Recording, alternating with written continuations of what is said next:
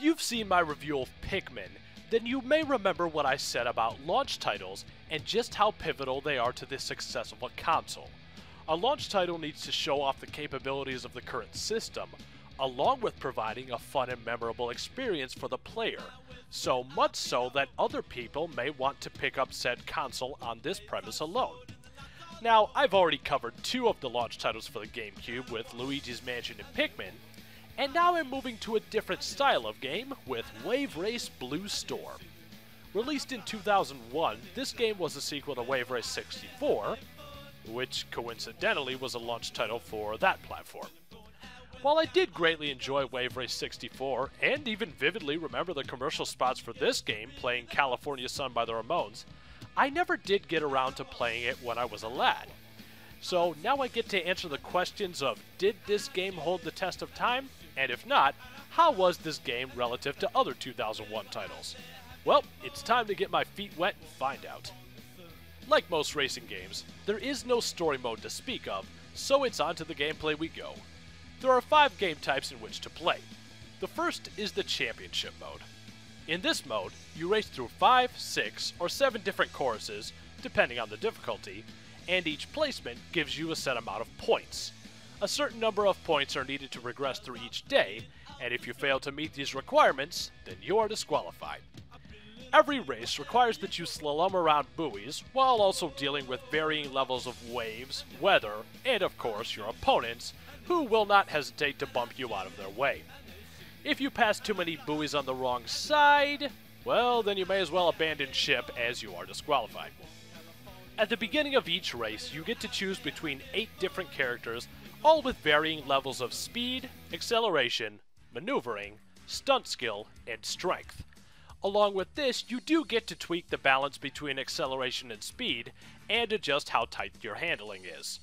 All of these characters have a crew chief who will give you advice, although keep in mind that this is an older game, so their advice really just boils down to repetitive one-liners. The next race type is the Time Attack mode. And if you've played any game with the Time Attack mode, then you know how this works. Race to the end of each chorus and try to gain the best time whilst careening around buoys. You can also change the weather for most choruses, but that's about it. Moving right along to the Stunt mode. This mode has you taking the racer of your choice and attempting to gain the highest score per run by doing tricks and racing through rings. But don't think you can just lollygag, that's a crime in Skyrim, you know, and just race around doing random tricks, as you are timed to get to the next checkpoint. At the end of the race, the amount of rings and stunts you pull are added to your final score.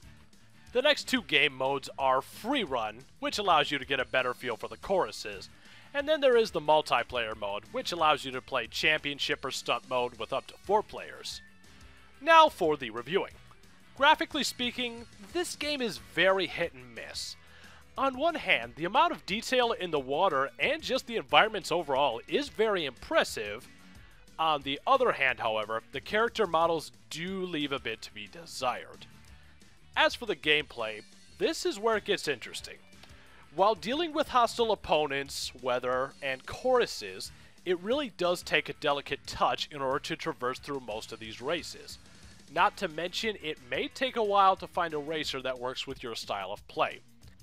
In other words, don't just think that you can hold the control stick in one direction to make a sharp turn.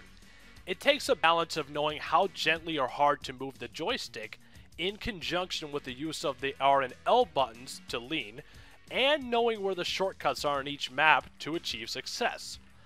Personally, I enjoy this aspect, however, this amount of difficulty makes the game extremely unforgiving to the casual player who wishes to pick up this game expecting a standard racing experience. So in conclusion, what is my verdict of this launch title? It's alright. For the time, it did do a fairly decent job of showcasing the capability for the GameCube's graphics, not to mention the control scheme, but this game is really nothing to write home about. So while I wouldn't say that it's worth going out of your way to find it like I did, as it sits, it's a very decent racing title. So if you are interested in finding a copy of this game can be found very easily for under $5. So until next time, this is E-Dog, playing games and catching waves. See you next time.